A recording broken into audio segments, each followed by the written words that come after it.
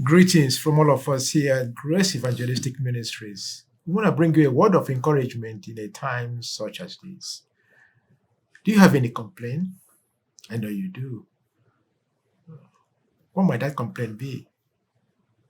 Could it be anything to do with your life, your present experience? Or are you thinking about the future? Are you worried about anything at all? Well, if you do, hold on. I'm going to talk to you about a servant of God, Jeremiah. God called Jeremiah to do his work. Guess what? The first thing he did was complain. In Jeremiah chapter 1, he just complained to God. God, I know what you're trying to do. I am not up to it. I am too young for what you're asking me to do.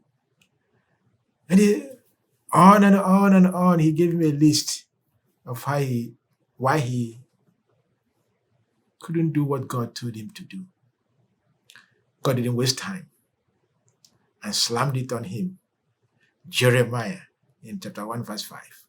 Before I formed you in the womb, I knew you. That shocked him. That's omniscient. Before I consecrate you to do this work, it was before even you were conceived in the womb. That calmed him down. What am I telling you? Before you were formed in your mother's womb, God knew everything about you.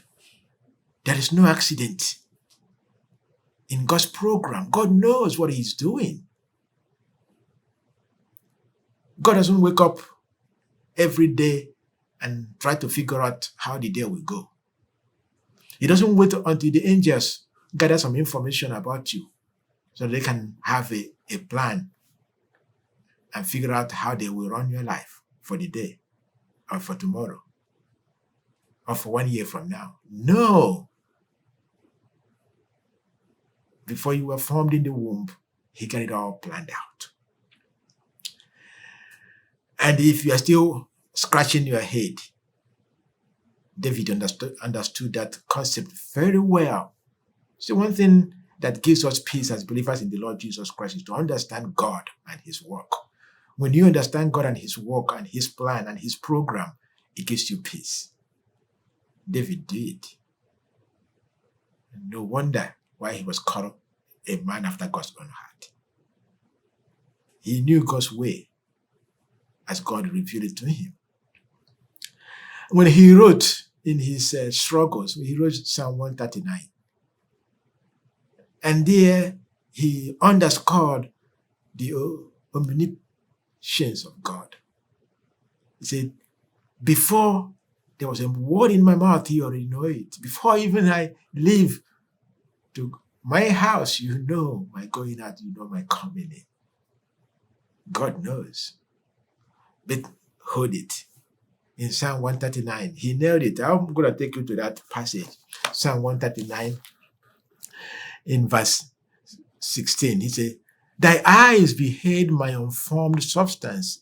In your book were written, every one of them, the days that we are formed, the days that we are made, when as yet there was none of them.